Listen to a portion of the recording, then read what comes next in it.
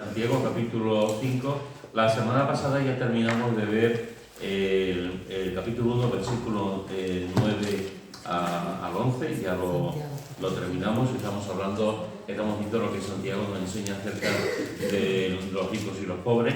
Nos hemos llevado durante varias semanas con el tema de los pobres y ya después recuperamos el texto de versículos 9 al 11 y la semana pasada terminamos también, en este caso, hablando de los ricos y cómo van a pasar los ricos también, como la flor de la hierba, etc.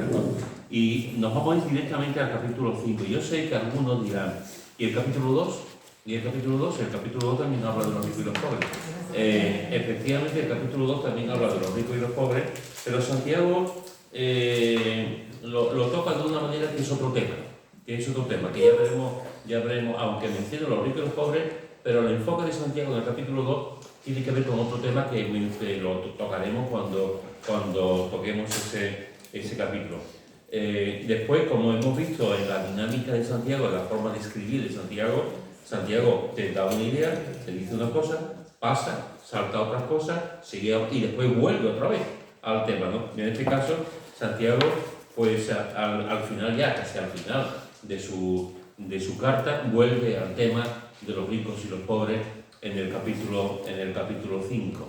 Y dice en el capítulo 5, versículos 1 al 6, dice: vamos ahora, ricos, llorad y aullad por la miseria que os vendrán. Vuestras riquezas están podridas y vuestras ropas están comidas de polilla. Vuestro oro y plata están enmohecidos, y su moho testificará contra vosotros y devorará de todo vuestras carnes como fuego. Habéis acumulado tesoros para los días postreros. He aquí clama el jornal de los obreros que han cosechado vuestras tierras, el cual por engaño no les ha sido pagado por vosotros. Y los clamores de los que habían segado han entrado en los oídos del Señor de los ejércitos. Habéis vivido en deleite sobre la tierra y sido disolutos. Habéis engordado vuestros corazones como en día de matanza.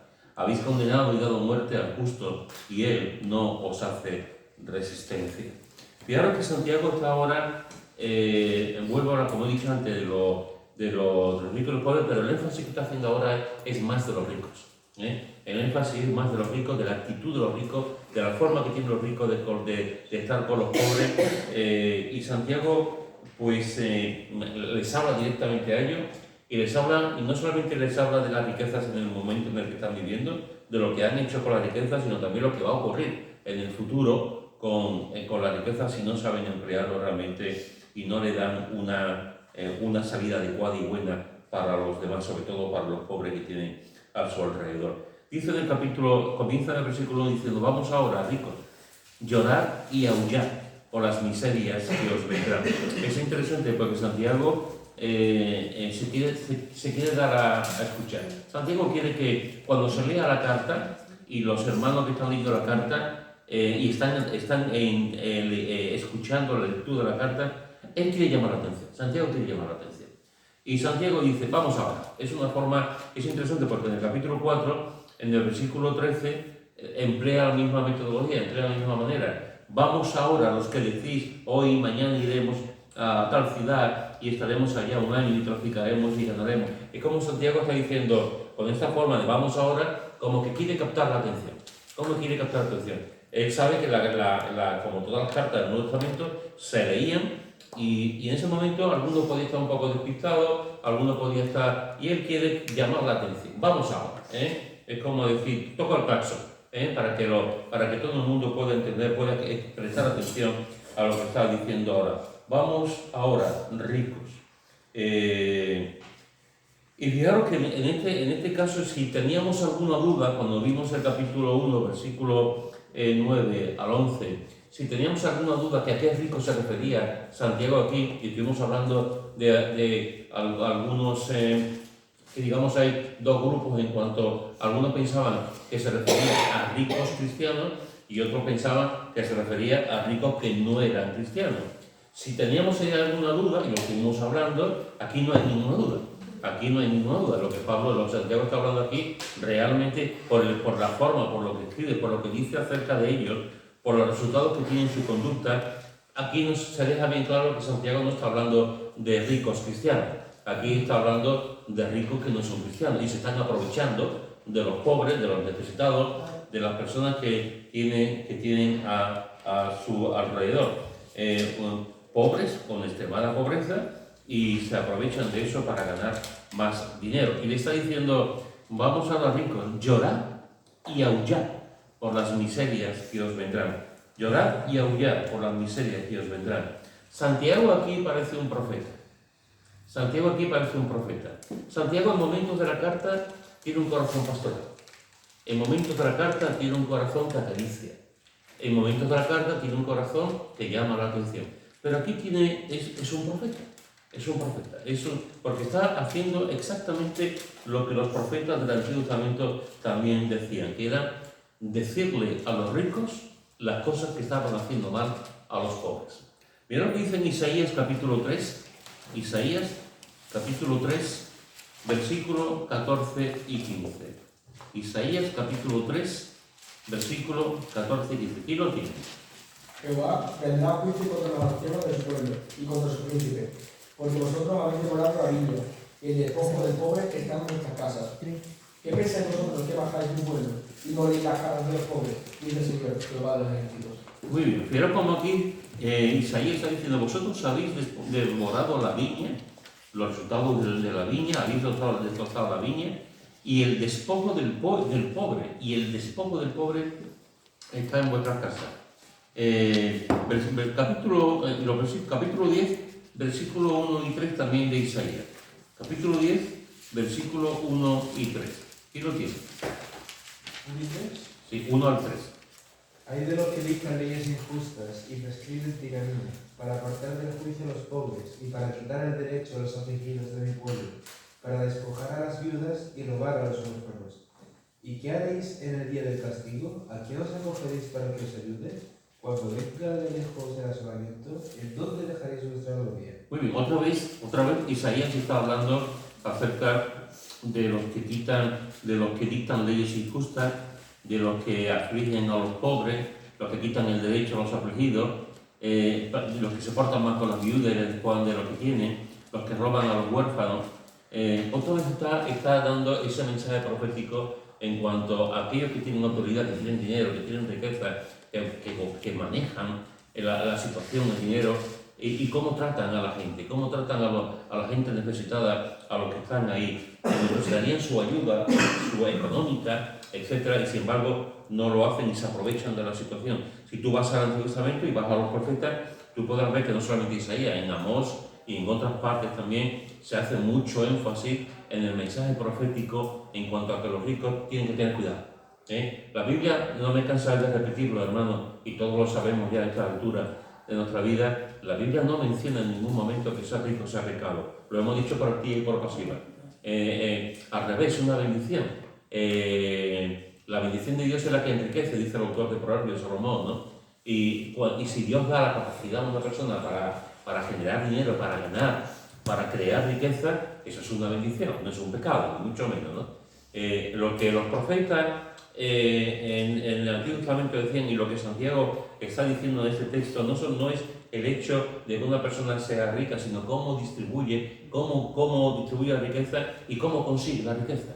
Hay caminos que son justos, hay caminos que son rectos para ganar dinero, y hay otros caminos que son tortuosos, hay caminos que son mentirosos, hay caminos que defraudas al gobierno, a Hacienda, o caminos que aprovechas, como el caso de aquí, que te aprovecha de los más necesitados, de la gente.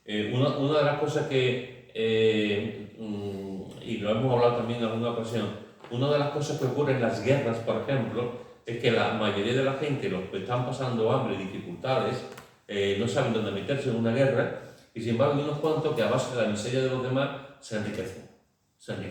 Empiezan a vender los productos a un alto precio, las personas no tienen más remedio que comprarlos, etcétera, ¿no? Entonces, la riqueza en sí, por sí, no es pecado ni mucho menos. Y después veremos cómo, al revés, puede ser una bendición, pero tenemos que tener cuidado. Y aquí Santiago está diciendo, vamos ahora, ricos, y fíjate que le está planteando llorar y aullar. por las miserias que os vendrán. Llorar y aullar. El verbo llorar en el original griego significa comenzar a llorar, irrumpir en llanto. Y el término aullar en el griego significa, en realidad, gritar dolorosamente. Es decir, describe el sonido que una persona profiere cuando sufre un gran dolor o una gran pena. Lo que Santiago está diciendo aquí es que estos ricos iban a comenzar a llorar inmediatamente y que iban a gritar de dolor. En ese momento todavía no lo están haciendo. En ese momento todavía no están gritando, pero llegará un momento en que van a empezar a gritar. Llegará un momento en que van a empezar a llorar. ¿Por qué? ¿Por qué van a empezar a gritar dolorosamente? ¿Porque les duele, porque tienen un dolor de muela? ¿Porque han ido al barbero y le han pegado a cero? ¿Por qué van a empezar a llorar y a gritar y a aullar dolorosamente? Por las miserias que os vendrán. Yo pensaba, Pedro, que estaban hablando, aquí Santiago no está hablando a los ricos en general, sino que se estaba dirigiendo a unos hermanos ricos, hijos de Dios ricos, que explotaban miserablemente a unos hermanos pobres. Por eso le habla que están pecando, por eso le habla, es lo que yo había pensado. Como vimos en el capítulo 1, pues hay creyentes que piensan de esa forma y después yo mismo creo que estuvimos hablando que yo también me inclinaba en el capítulo 1, me inclinaba más porque fuesen cristianos ricos que se habían desvirtuado y Santiago está llamando. Pero aquí, en el capítulo 5, es interesante porque aquí es que no habla nada realmente de que fuesen creyentes. No, contra vosotros y devorad todas vuestras carnes. Habéis condenado y dado muerte al justo. O sea, ya no solamente una actitud mala, es que habían condenado, habían dado muerte al justo. Habéis vivido en deleite sobre la tierra y sido disolutos, rebeldes, malos. Habéis encontrado vuestros corazones como el día de matanza. No pagáis vuestro salario a los pobres que han estado trabajando. Es decir, lo que está hablando aquí realmente no es de que haya una serie, a mi entender, una serie de grietas en el comportamiento ético de los ricos cristianos que en un momento dado pueden meter la pata. Es que por lo que se está diciendo aquí, por lo que está diciendo aquí Santiago, es que de creyentes no tenían nada, porque se están aprovechando. Incluso estaban actuando de una manera maliciosa, mala, llena de pecado, para conseguir sus propósitos, que era enriquecerse. Esta frase de decir, habéis condenado y dado muerto al justo, es difícil de interpretar que un cristiano pueda hacerlo. Es difícil de interpretar que lo pueda hacer. Y si tú ves el conjunto de estos versículos que hemos leído, el conjunto, desde mi punto de vista, en ningún momento realmente atiende a la cosa de que pudiera ser un cristiano rico. Creo que toda la evidencia que se da es al contrario. He entendido que se puede entender eso, pero creo que tanto hermenéuticamente, lo que estás diciendo aquí, los calificativos que da a los ricos, yo creo que de creyente no tienen nada. Lo pinta muy mal. Lo pinta muy mal. Creo que de cristiano no tiene nada. Una cosa es lo que dice en el capítulo 1 de esos ricos que dice, no te glories en tu exaltación, no te glories en tu riqueza, no te glories, como vimos también, ¿no? Porque tu riqueza va a acabar y llegará un momento en que tu riqueza se van a terminar. Pero una cosa es esa, a cristianos que no estaban ayudando a los cristianos que estaban esparcidos y estaban yendo por otras partes y se aprovechaban de alguna forma de eso. Y es como Santiago estuviese llamando la atención, que son vuestros hermanos, que son vuestros hermanos, que tenéis que ayudarlos. Pero aquí creo que está muy claro, de que realmente, como creyente, realmente creo que es muy difícil sostener, aunque entiendo, es difícil sostener que una persona que actúa de esa forma, que se está aprovechando de la gente, pueda realmente ser cristiano. Yo había apuntado, como tú dijiste, que lo leyéramos, claro. Y había apuntado que hablaba, primero le dice las miserias que le van a sobrevivir en breve, después le habla de los pecados de explotación y también que explotan y condenan al inocente y no se resisten y siguen trabajando. Y yo pensaba, son hermanos que han perdido de vista al Señor y las riquezas pueden más que el Señor, es lo que yo pensaba. Hay una diferenciación que yo veo más clara, que es en el capítulo 2, cuando habla de, hermanos, si alguien entra en la iglesia con oro, no sé qué, no sé cuánto, rico, y entra un pobre, no pongáis el mejor sitio al rico, y estás diciendo, ahí yo creo que en este caso, en el capítulo 2, se refiere al del capítulo 5, es decir, al no creyente. Si entra en la iglesia una persona que es rica y uno pobre. Y en el capítulo 1 yo creo que es más al creyente rico. Es lo que yo pienso igual. Pepe. Yo creo que es al creyente, porque la carta va a los creyentes, no uno usa a todo el mundo. A los 12 tribus que están en expresión. Y entonces yo creo que ahí hay también hermanos, como tú has dicho en el capítulo 2, que entra ocasionalmente y son ricos, le da buenos sitios, y también puede haber hermanos que por su posesión explote también a otros hermanos. Pero puede ser también que se hablara a ricos que vinieran a visitar la iglesia y no fueran creyentes. Hecho en el Y la capítulo verdad 2. Yo en el 5 estoy con... La mayoría, pues claro, una ventaja que tengo yo con respecto a vosotros es que me tengo que preparar y tengo que leer. Entonces, la mayoría de los libros que yo he consultado, la mayoría, por no decir el 100%, coinciden en señalar que no son creyentes ricos. Lo dejo ahí, lo dejo ahí.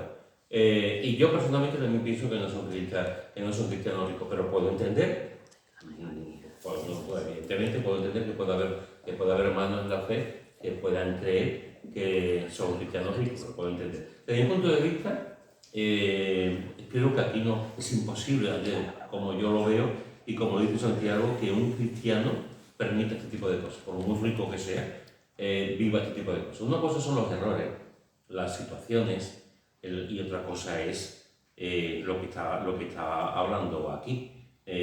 Son personas malas, son personas malas. Entonces, me cuesta mucho trabajo entender que un rico así lo puede hacer. Puede hacer. También cómo se dirige a ellos. Por ejemplo, al rico dice, vosotros ricos, pero más abajo dice, por lo tanto, hermanos. Y cuando se pone, a partir del versículo 7, aunque todavía no hemos llegado, pero se está refiriendo de por tanto, hermanos, tener paciencia. En ningún momento se ha referido a los hermanos. Y aquí hemos visto a los hermanos, en ningún momento ha mencionado a los ricos. A ver, que yo no tengo ninguna preferencia y la verdad es que me da un poco igual tu conclusión, que no tengo que poner la riqueza debe ser mi vida, pero no sé, a mi parecer no me parece que sea hacia los cristianos. A mí yo creo que y después, está bien ese apunte que tú has dado, porque vuelve a tomar el tema y se dirige a los que van como hermanos, pero a ellos no los menciona como hermanos. ¿Por qué había ricos en la como dice Pepe, ¿no? Porque en las comunidades también había personas que no eran cristianas, que no habían nacido de nuevo. O sea, en una iglesia del Nuevo Testamento no solamente iban creyentes, iban también personas y ya no solamente que fuesen a la iglesia, sino que se conocían también, se conocían también. Entonces había un grupo variopinto, igual que pasa hoy en día. Hay personas que van a la iglesia hoy en día que son convertidas, hay personas que van a la iglesia hoy en día que no son convertidas, hay personas que van a la iglesia que son pobres, y personas que van a la iglesia ricos, que van a la iglesia, y hay personas ricos que van a la iglesia que no se han convertido, que a lo mejor van pues en Navidad, o van a un sitio, o conocen a la familia, o de vez en cuando vienen. Pero aquí vuelvo a decir, y respetando, y creo que tampoco es un asunto, pero creo que por lo que está diciendo, por la manera, y como vuelvo a decir, a través de los comentarios que yo he podido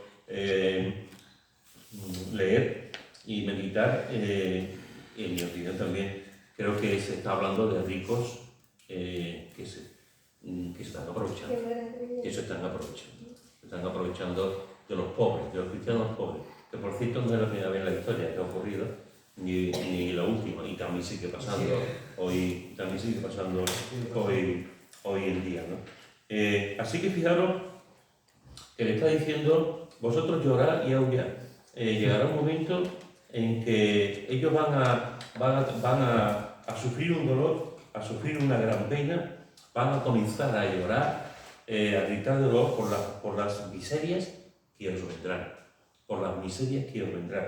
La palabra miseria en el griego también se puede traducir como calamidad o dificultad. Es decir, los ricos iban a pasar por calamidades, por dificultades, por miserias muy grandes que iban a venir dentro de poco. Que iban a venir dentro de poco. Y iban a pasarlo, ellos que estaban haciendo daño, también va a llegar un momento en que ellos también van a pasar daño, van a pasar calamidades, dificultades y miseria. Y este castigo le va a venir por el sitio que más le duele. A un rico, ¿por dónde le va a venir el dolor? Por el dinero, por la riqueza. Pero aquí dice, versículo 2 y 3, dice, vuestras riquezas están podridas y vuestras ropas están comidas de polilla. Vuestro oro y plata están enmohecidos y su moho testificará contra vosotros y devorará del todo vuestras carnes como fuego.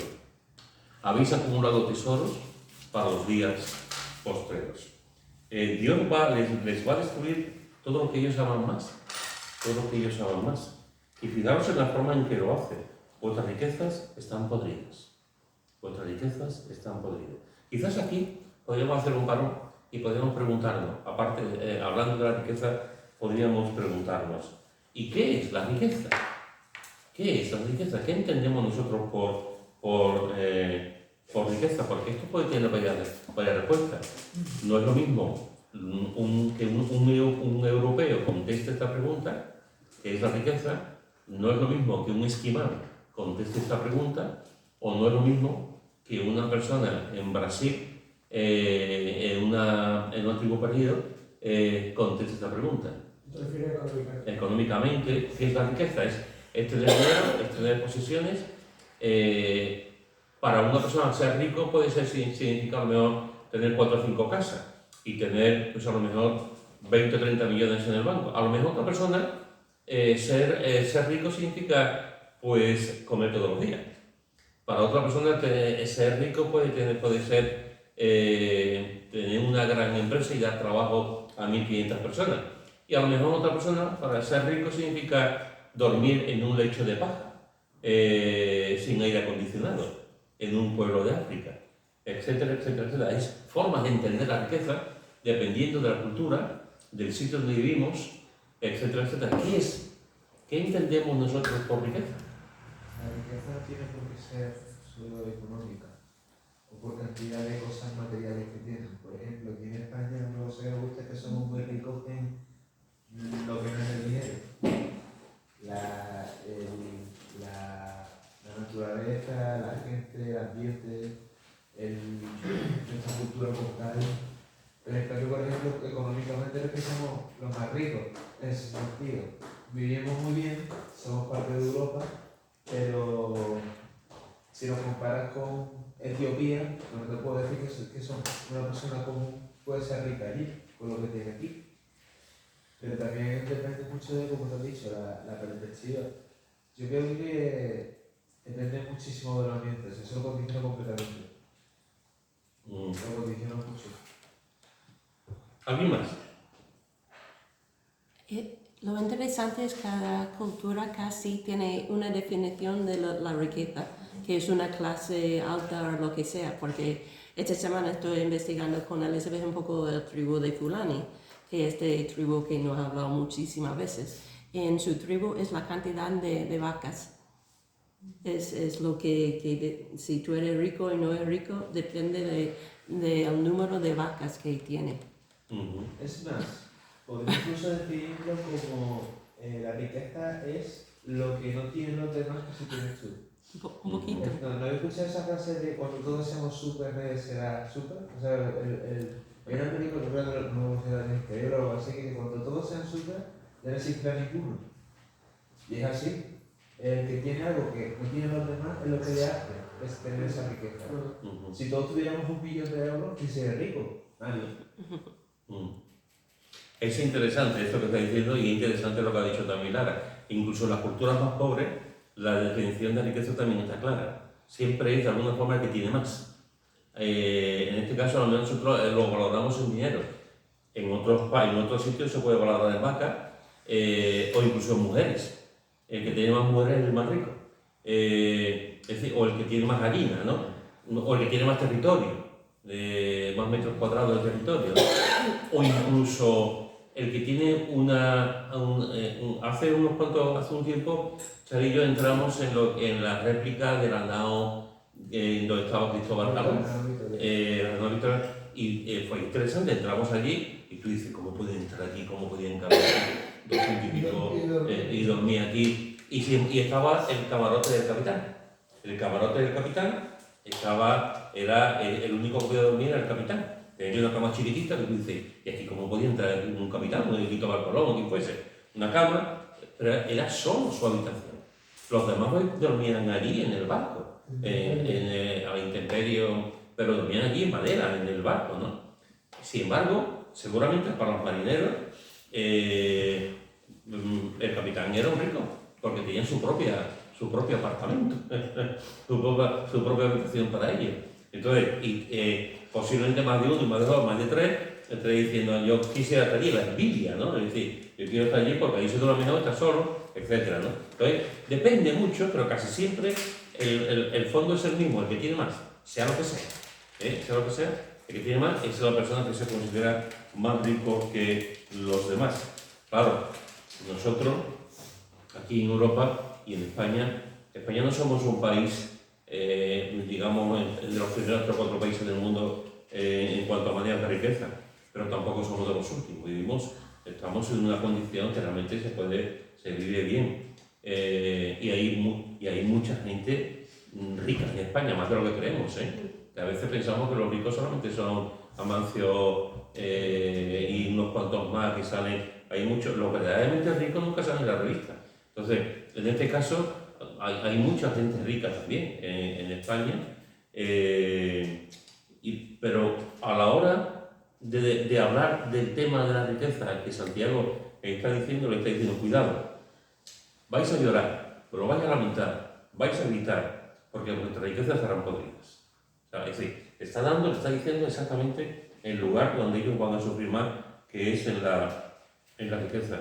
Cuando yo siempre digo, hermano, cuando tú estás pobre y llegas a ser rico,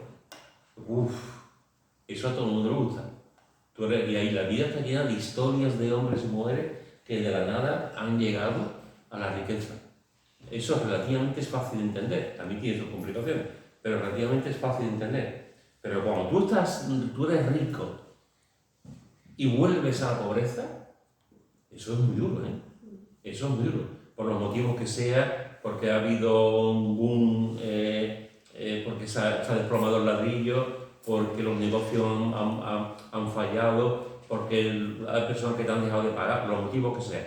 Y estás sin dinero y estabas viviendo en buenas casas, con buenos coches, etc. Y de pronto te ves sin nada, eso es muy duro, Nosotros hemos conocido a algunos, yo hemos conocido a algunos así, que tenían de todo y de pronto se han encontrado sin nada. Y os aseguro que eso es ansiedad, depresión, a veces incluso con suicidios, porque tu mundo ha cambiado. De mejor, entre comillas, de mejor a peor.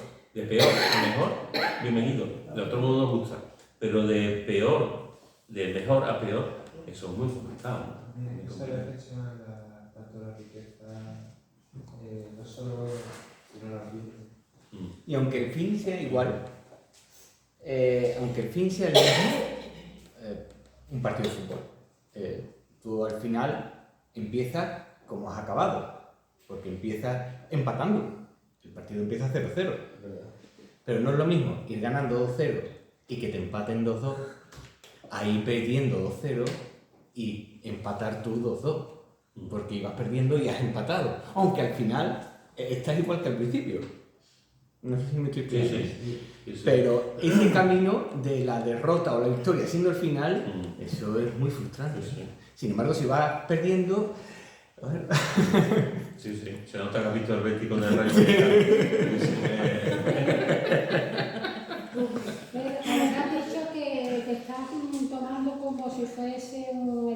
profeta. Y yo veo en este trocito de texto como que es como una campaña evangelística, hablándole claramente a los ricos, porque yo creo que tiene que parecer a su iglesia. Esto que estamos haciendo no va por buen camino. Y nos encantaría, porque sabemos que la iglesia no es para soltarla, pero para animarla para que haga lo que tiene que hacer y decida hacer lo que no está bien. Entonces yo veo más eso. Como una campaña evangelística. Sin embargo, Conchi, esta versión, en este texto, dice que aquí Santiago utiliza las mismas palabras que utilizan Isaías, Jeremías, Ezequiel, y son profetas. En estos 5 versículos utiliza cuando Isaías, Jeremías, Ezequiel, Amós, los profetas profetizaban contra lo que sería las poblaciones alrededor de Belén. Sí, exactamente. Y estaban profetizando lo que hace alusión a eso, lo que dice esta versión, ¿no? Que dice que estos 5 versículos hace alusión Santiago a eso.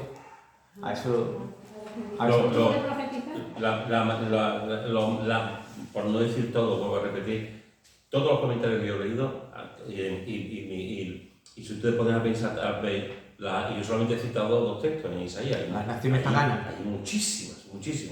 En cuanto a la labor profética que hoy en día, de alguna forma, se está dejando a un lado. La labor profética. Una labor profética de denuncia del pecado, como está haciendo aquí Santiago, en realidad siempre lleva a una conversión. Porque a los creyentes le lleva a un arrepentimiento y cambia, y a los que no son creyentes le lleva realmente a un encuentro con Dios. En un sentido, un profeta se estaba poniendo delante del pueblo y le estaba diciendo reconciliados con Dios. Estaba denunciando el pecado, pero la denuncia del pecado no es para condenar, siempre es para que la persona vuelva a Dios. En ese sentido es evangelístico. Pero aquí lo que está haciendo es una labor profética de denuncia del pecado, en ese sentido. De denuncia del pecado, que hay que cambiar. Hoy en día, ahí en la sociedad que estamos viviendo, hay que denunciar el pecado. Pero una denuncia clara del pecado siempre llega a una oportunidad con Dios, al creyente que está viviendo el pecado, a un arrepentimiento, y a aquel que no es creyente, a un acercarse a Dios y conocerlo al Señor, ¿no? Pero aquí fijaros que es verdad, en ese sentido, él está haciendo eso, pero está como los antiguos profetas que se ponían delante de la gente y les denunciaban el pecado. Y fijaros que Santiago le está diciendo que todas sus riquezas están podridas. En el original realmente es echarse a perder. Eso es lo que es en el griego, echarse a perder. Es decir, sus riquezas se van a echar a perder.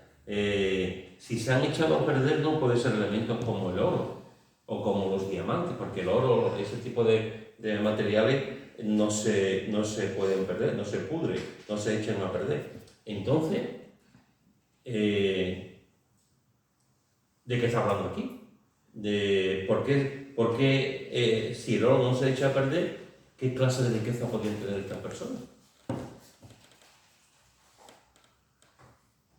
Vuestro oro y plata están enmohecidos, pero el oro y la plata, la plata sí, pero el oro no, están enmohecidos. ¿En qué sentido se pueden, qué clase de riqueza podrían tener estas personas? Fijaros que, vuelvo a repetirlo, según la mayoría de los comentaristas, Como corrompido, ¿no? sí, la mayoría de los comentaristas era que estos ricos habían almacenado tal cantidad de alimentos, de víveres, de comida, tenían tantos alimentos porque eran ricos, lo habían almacenado, pero por almacenar tanto y en vez de darlo a la gente, se les había podrido. Lo he leído por un momento, pero ya no sé, yo me he perdido con la lectura. En lo que hemos leído de Isaías, que aún cuando comía la cosecha, lo que es el rebusco, se quedaron con el rebusco. Yo digo que se quedaron, es que ya el Señor estableció de que si se queda algo en el rebusco, no vengan ahí a recogerlo, déjalo para los menesterosos y demás. Porque si no se estropeaba, era una pena, no servía para nada. Es que apenas arrasado hasta con eso. Sí, así que el Señor dice, vuestras riquezas están podridas. Y después dice, vuestro oro y plata están enmohecidas. Sabemos que el oro no se puede enmohecer, ni mucho menos, no se va a pudrir. Entonces, ¿en qué sentido se podría? Y creo que la respuesta, en un sentido más lógica, es en eso, que habían almacenado tanta riqueza, tanta comida, que al final eso que se habían almacenado, al final se habían podrido. Jesús ya había hablado también de esto, Y ahora lo que dice en Lucas, en el capítulo 12, Lucas, capítulo 12, versículo 15 al 21. Lucas, capítulo 12, versículo 15 al 22. Quiero que leas. Pero yo te digo, necio, esta noche vienen a pedirte tu alma, y lo que has provisto, ¿de quién será? Así es el que hace para sí tesoro, y no es rico para con Dios. No. Capítulo 12, del 15 al 21. Al 15-21. Y les dijo, mirad, y guardaos de toda avaricia, porque la vida del hombre no consiste en la abundancia de los bienes que posee. También le refirió una parábola, diciendo, la heredad de un hombre rico había producido mucho. Y él pensaba dentro de sí, diciendo, ¿qué haré? ¿Por qué no tengo donde guardar mi fruto? Y dijo, esto haré, derribaré mis graneros, y los edificaré mayores, y allí guardaré todos mis frutos y mis bienes. Y diré a mi alma, muchos bienes tienes guardados para muchos años, repósate, come, bebe, regocíjate. Pero Dios le dijo, necio, esta noche viene a pedirte tu alma, y lo que has provisto, ¿de quién será? Así es el que hace para sí tesoro y no es rico para con Dios. ¿Veis? ¿Veis? Este hombre tenía muchísimo, lo había guardado todo. Pero ¿para qué servía? Para nada. Para nada, lo había guardado, pero realmente no había ayudado absolutamente a nadie. Lo tenía allí, tenía todos los graneros llenos para los pájaros, porque realmente no estaba ayudando absolutamente a nadie. Me recuerda un poco la figura de José, cuando José en el sueño que tiene Faraón le dice, hace falta alguien que esté aquí, porque va a haber 7 años de hambre y tal, y Faraón le dice, pues yo quiero que tú seas el administrador, tú seas que tú lo hagas. ¿Y qué es lo que hace José? José hace graneros, guarda los cereales, el maíz, todo, y para dar de comer a la gente. Y encima de todo hace que el gobierno sea más rico, porque lo vende también a los demás, ¿no? José hace aquí una labor buenísima en ese sentido. Si José hubiese puesto graneros y no hubiese dado de comer, no hubiese vendido todos los cereales y todas las cosas, ¿qué hubiese ocurrido? Que se hubiese estropeado todo. Millones, adiós familia, de comidas desperdiciadas, millones de personas que no podían haber comido porque se había estropeado todo aquello en aquellos graneros. Pues Jesús lo dice después también, ¿no? Cuidado. Entonces, podemos tener riqueza, podemos invertir dinero en comida, en lo otro, en lo que sea, y después realmente ser podrido, porque no nos sirve para nada, ni sirve a nadie, el posible dinero o riqueza que podamos tener. Esto es lo que está pasando también en los que conocemos como países, los países del norte y los países del sur. Los países del norte son países que tienen excelencia de muchas cosas y las tiran. Los países, digamos, con una industria poderosa, países capitalistas que podamos llamar, tiran millones de excelencias a la basura, de ropa, de alimentos, etcétera, etcétera. Los países pobres, por decirlo de alguna forma, los países del sur normalmente, pues no tienen ese tipo de cosas, tienen otros problemas. Precisamente tienen unos problemas que no comen, o que no pueden tener la misma ropa que los países del norte, pero se tira la comida, se desaprovecha la comida. Aquí podemos entrar después en cómo podemos solucionarlo, cómo se puede hacer, podemos entrar en todo eso. Pero la realidad es que se tiran toneladas y toneladas y toneladas de comida, se tiran ropas que están completamente nuevas, zapatos que pueden seguir, sillas que pueden seguir dando avío, mesas que pueden seguir dando avío, armarios que pueden seguir dando avío, y sin embargo se tiran porque vivimos en un mundo donde continuamente estamos comprando y lo estamos desechando. Sin embargo, hay países que no pueden comprar porque no tienen. Entonces no tienen uno excelente. Necesitan que se les dé comida, que le vendan comida a un precio asequible, pero hay muchos países que realmente lo que están haciendo es tirar la comida por la borda, porque ahí sobra mucho, ¿no? Por una mala planificación, por los motivos que sean, porque tenemos de todo y no nos fijamos en los que no tienen, motivos que sean, pero eso es lo que ocurre, es una mala planificación, una mala administración de los recursos que tenemos. A lo mejor yo soy muy ingenuo, pero yo soy de los que están convencidos, y creo que la Biblia me acompaña en eso. Mejor dicho, yo acompaño a la Biblia, porque la Biblia que tiene la suprema autoridad. Yo creo que con una buena planificación, una buena administración, creo que este planeta Dios lo ha hecho de tal manera que podamos comer los miles de millones de habitantes que tenemos ahora. Yo soy de los que creen que podemos comer todos, pero no lo hacemos bien.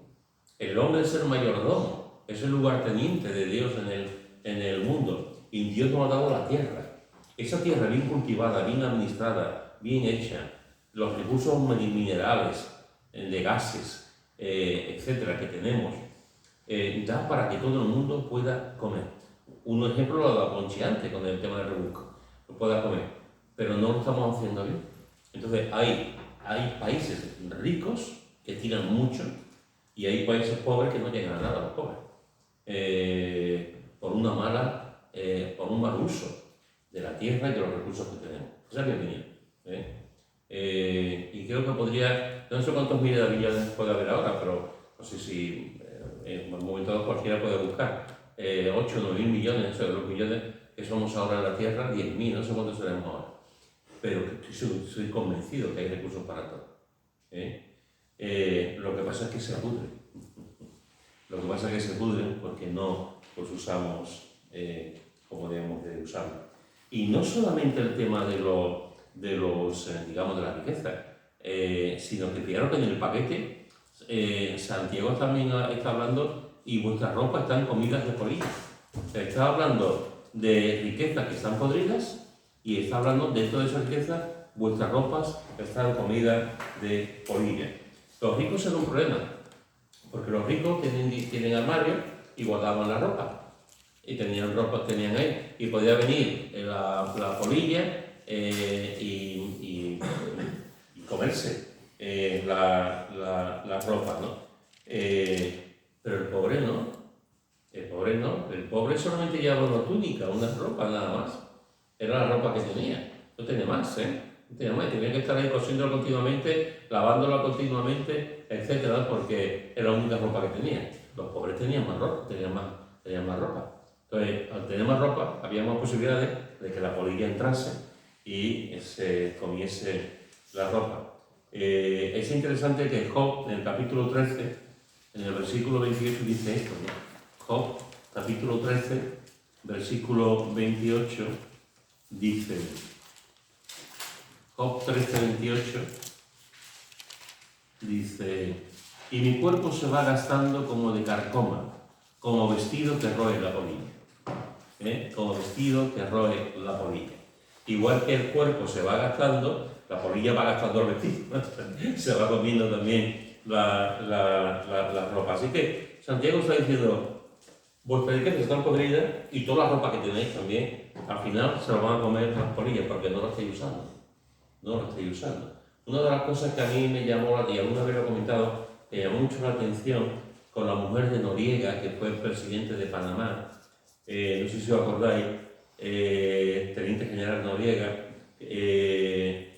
su mujer tenía miles y miles de zapatos. Filipino fue. ¿No era Panamá? No, Nicaragua. No, Nicaragua no era. Noriega. Noriega. Era la de Filipinas. Filipinas, bueno, Filipinas, igual. Era lo mismo, Filipinas era lo mismo. Imelda Marcos, eso. Pues da igual, Panamá ya ha dicho Nicaragua, da igual. Para mí que era Panamá, pero da igual, pues si puede ser Nicaragua o ¿has dicho tú? Filipinas. Imelda Marcos. Ahora que me estoy poniendo a Imelda Marcos en la cara, Pues a lo mejor era Filipinas, sí, porque tenía... me fío más de vosotros, de la memoria de vosotros que la mía. Pues, ¿cuántos miles de zapatos tenía esta mujer? 2000. Y tú dices, una mujer se puede poner 2000 pares de zapatos. Sí, sí, no sabe Y un la pulpo verdad. tiene tantas piezas. ¿No? Y un pulpo puede tener... O sea, dices tú, o sea, pues, y tú veías, se veían imágenes, y dices, zapatos, y zapatos, y zapatos, y zapatos. Y dices, esto no es posible. Y otras personas lo mismo, abrigo y abrigo, y ropa, y ropa, y ropa. Pues aquí está diciendo, pues están comidas de polilla. Y un versículo que dice, deshaces como polilla lo más estimado para el hombre. Eso es. Así que fijaros que Santiago está diciendo, vais a llorar, vais a lamentar, vais a pasarlo mal, porque vuestras riquezas se van a pudrir y vuestra ropa también, vuestra ropa que le dé tanta importancia, también las polillas se lo van a comer. Los pobres no, porque no, que tienen una. Y ya se cuidarán ellos que la polilla no venga, ¿no? Es imposible que la polilla no venga, se la van a comer. Pero los ricos hay que tener cuidado.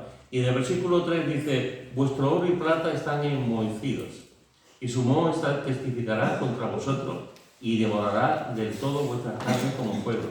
Habéis acumulado tesoros para los días últimos, para los días postreros. Creo que dice, vuestro oro y plata están enmohecidos.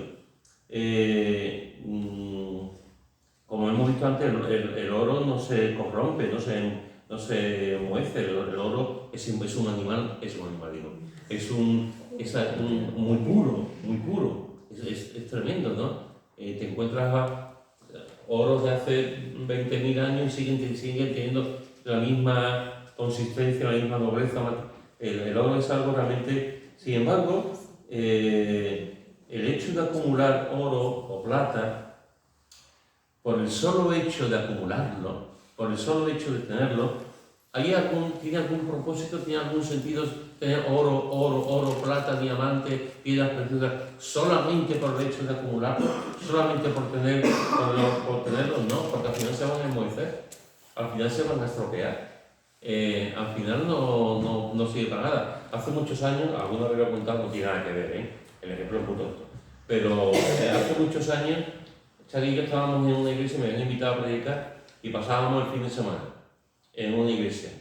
El domingo, por la mañana, terminamos el culto y en el patio de la iglesia se hizo una comida y después un cafelito.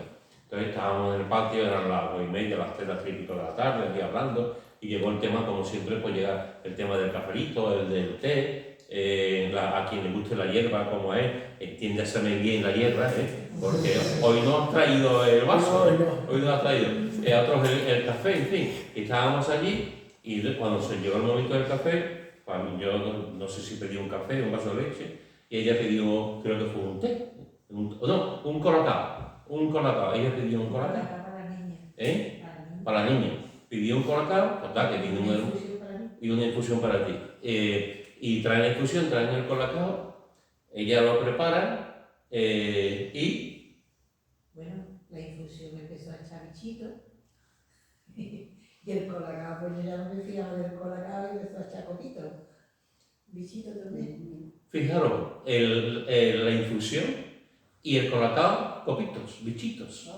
Bichitos. Entonces ella lo más alimento, hombre. Te estaban dando más proteínas. Ella dijo a los hermanos, mira, esto está... Y resulta que ven el tema, la caducidad creo que la tele, ¿no? Era del año de cuando empezó la iglesia. Habían comprado las cosas, habían estado, lo tienen allí, pasaban los años y a nadie se le ocurrió decir, vamos a mirar la fecha de caducidad de esto, y se dio, y estaba. O sea, ¿servía para algo el té aquí o el colacao? No servía para nada, al revés, le podía dar un dolor de barriga. No servía para nada. Y eso nos pasó a nosotros con esto, que es una cosa tan simple como un colacao o una cosa así. Llevaba años. Se notaba que comía un poco como iglesia. llevaban años allí, ¿no? Pues eso es un toque de atención también para nosotros. Tenemos que mirar las cosas que tenemos, a ver cómo están de fecha de caducidad. Cuidado, cuidado, porque ¿de qué sirve tener oro y cosas si al final el moho se lo va a estropear y no va a servir para mucho. Dice, y su moho testificará contra vosotros. Es como si los ricos estuvieran en un juicio, y hay alguien que se levanta y responde y les dice, vuestra riqueza, todo lo que tenéis, ¿de qué sirve? ¿De qué sirve? Y hay alguien que les acusa, un fiscal, que le está acusando, tenéis mucho dinero, tenéis muchas cosas, pero ¿de qué sirve vuestras cosas si al final esa misma cosa que ustedes tenéis testifica contra vosotros? Por la mala praxis, por la mala conducta, por lo mal que lo habéis hecho sin poder ayudar a los demás. Eso mismo está testificando contra vosotros. En el pueblo que vivía yo antes, en Benacazón, se estilaba mucho cuando alguien moría, se hacía bueno, pues iba el coche delante y la gente iba andando detrás. Yo eso aquí no se estila, no sé, pero en los pueblos, no sé, pero yo no lo he visto nunca aquí, pero en los pueblos sí.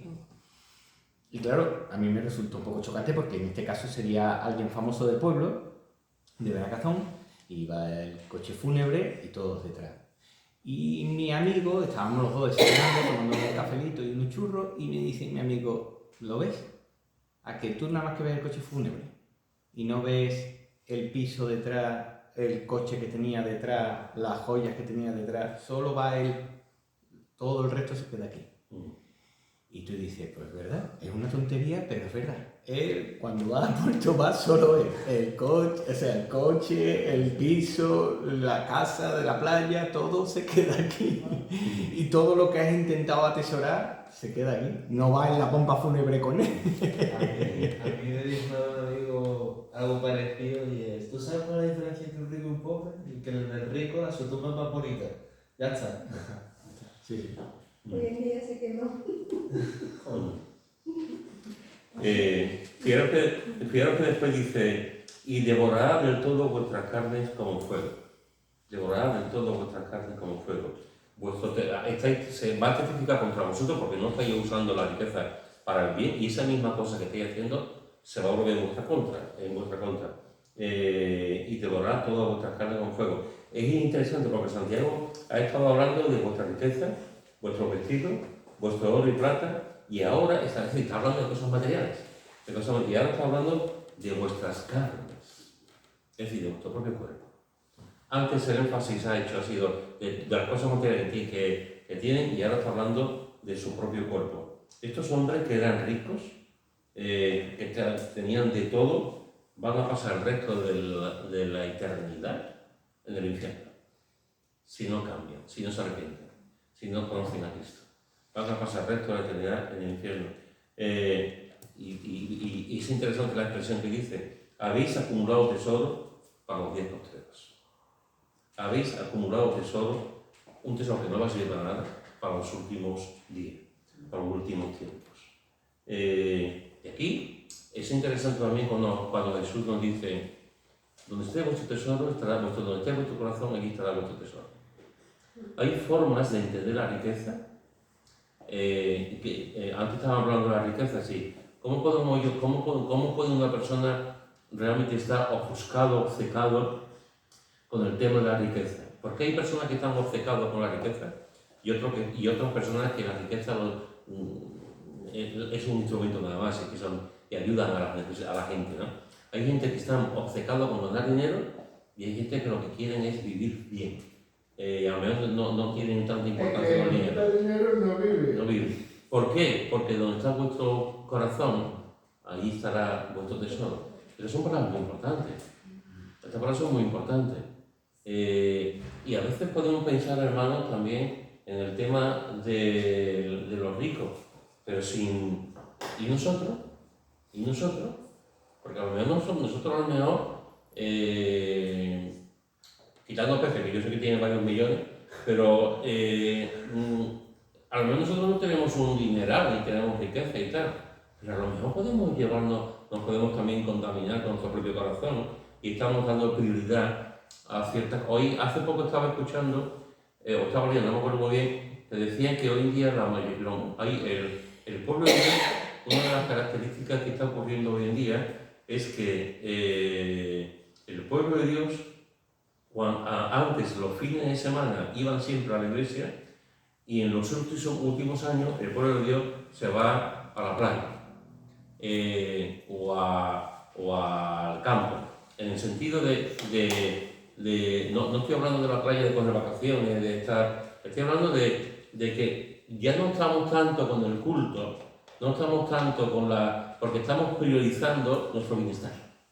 Estamos priorizando el pasarlo bien, el estar bien, ir al río, ir a la playa, ir a las chozamanuelas, ir a comer fuera, y en vez de ir a la casa del Señor, a dar el culto al Señor, sino que estamos priorizando más nuestra comodidad, es decir, nuestro egoísmo, nuestro hedonismo, el pasarlo bien, el disfrutar nosotros, ¿no?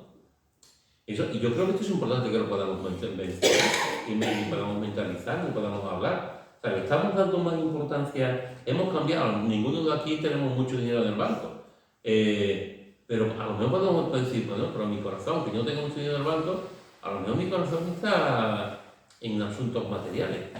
A lo mejor yo no tengo tanto una vida, un deseo espiritual, a lo mejor mi deseo es más material. Lo mismo resulta que en vez de ayudar con ofrenda a misioneros, a hermanos, a gente necesitada, a pastores, lo que yo quiero realmente es, con ese dinero que antes le estaba dando al Señor, lo que yo me quiero comprar es una casa. Entonces, ¿está mal comprarse una casa? No.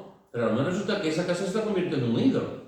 Pues eso se está convirtiendo en algo más prioritario que el ayudar, el dar, el servir al Señor. No sé si me explico.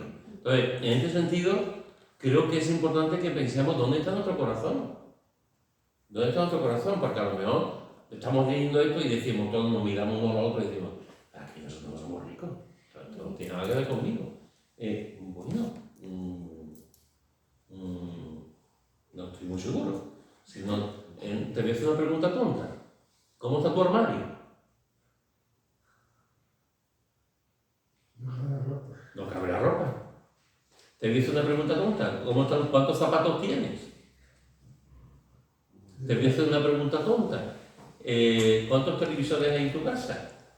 No son tan tontas, no son tan tontas, ¿no? Es decir, hermanos, que a lo mejor o ordenadores, ¿no? O dices tú, yo a lo mejor no soy un joven rico como este, pero a lo mejor mi corazón se está yendo a otras partes. Y el cristianismo en ese sentido también está cambiando mucho y tendríamos que analizarnos.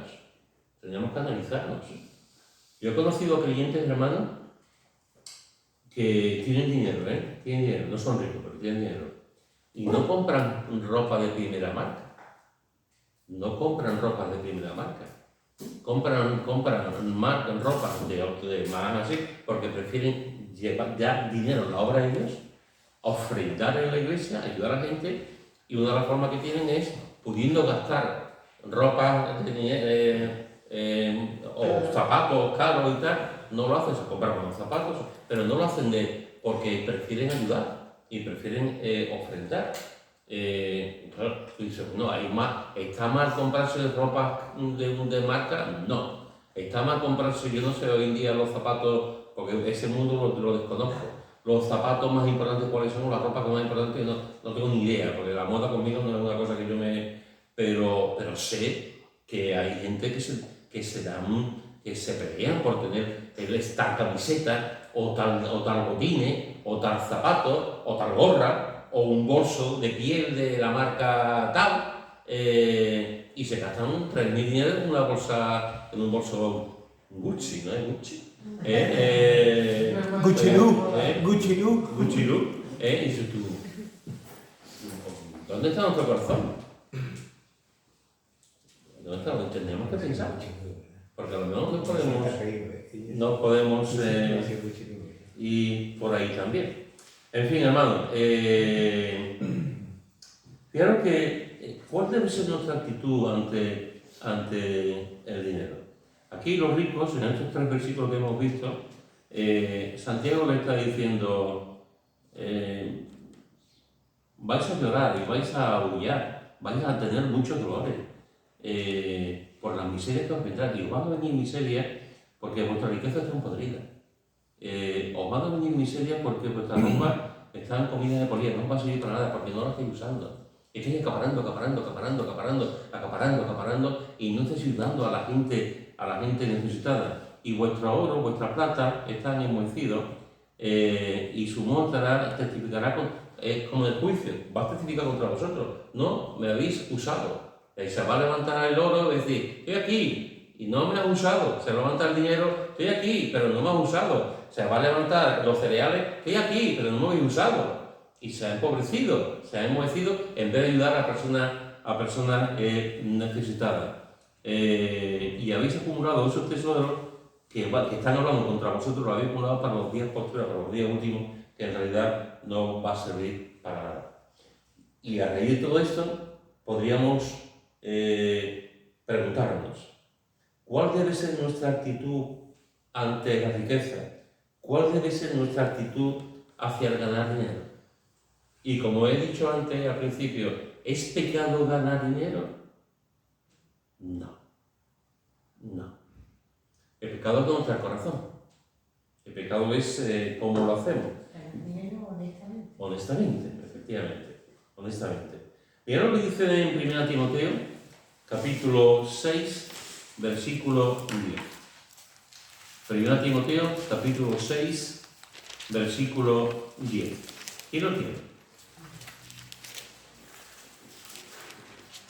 Porque raíz de todos los males es el amor al dinero, el cual codiciando algunos se extraviaron de la fe y fueron traspasados de muchos dolores. Muy bien. ¿Qué vemos aquí? Que lo malo es el amor al dinero. El amor a él. Efectivamente.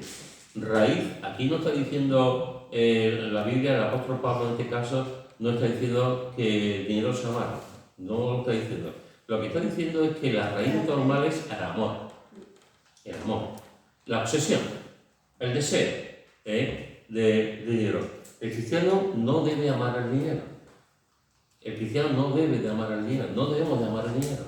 El problema hoy en día es que si hiciéramos una encuesta en la mayoría de las iglesias, no sé hasta qué punto realmente esa encuesta se diría esto, porque estoy convencido que hoy en día el mundo se ha metido de tal manera en la iglesia, el mundo se ha metido de tal manera en la filosofía del cristiano, en nuestras formas de actuar, que muchos cristianos realmente hoy, aunque no lo confesemos, aunque quizás no nos demos ni siquiera cuenta conscientemente, amamos mucho el dinero. Podemos amar mucho el dinero. Y Pablo está diciendo, la raíz de todos los males no es el dinero, es el amor al dinero. Por lo tanto, no debemos amar el dinero. Usar el dinero sí. Estar agradecido a Dios por el dinero sí. Trabajar para ganar dinero honradamente sí. Usar el dinero para el bien de nuestra familia sí. Usar el dinero para el bien de la obra de Dios sí. Etcétera, etcétera. Pero el amar al dinero con todo lo que eso significa, pues no. Y no solamente eso, quiero que nos dice que el cristiano tampoco debe de codiciar el dinero. Dice, porque el raíz de todos los males es el amor al dinero, el cual codiciando a algunos se extraviaron de la fe. Codiciando a algunos se extraviaron de la fe. Y en el versículo 9 lo ponen también. Porque los que quieren enriquecerse caen en tentación y lazo y en muchas codicias necias y dañosas que hunden a los hombres en destrucción y perdición. Y ahora también de la codicia. De la codicia. ¿Qué fue lo que pasó con Lot? Los pastores de Lot y de Abraham estaban juntos y llega un momento que se pelean por el ganado. Y llega un momento y Abraham le dice a Lot, elige tú el terreno. Elige tú el terreno. ¿Dónde te quieres estar? ¿Qué es lo que hace Lot? Coge la mejor tierra. En vez de Lot decir, oye, que es mi tío, que yo he tenido toda esta riqueza por mi tío, que mi tío me ha traído aquí, que es el que está llamado por Dios es mi tío, y yo estoy bajo la sombra de mi tío y estoy prosperando. Solamente por eso tiene que haber dicho, no, Tito, coge tú la tierra, coge tú la tierra y tú cuando tú... Él vio la codicia, vio lo que la buena tierra dice, que me pego de esto. Y esa buena tierra, esa codicia, ¿a dónde le llevó? A Sodoma. Eso fue lo que le llevó. Se extraviamos cuando ponemos el corazón en las riquezas en vez de poner el corazón en Cristo y codiciamos. Y no pensemos, hermanos, que nosotros no codiciamos, codiciamos, o sea, codiciamos, a veces resulta que tú estás en la iglesia y un hermano ha comprado un coche y aparca en la iglesia, en la calle, y tú dices, ¿de dónde vas a sacar este dinero para comprarse el coche? Y yo estoy aquí, llevo 20 años con el coche y no puedo comprar coche. Y está ahí, cuidado, cuidado.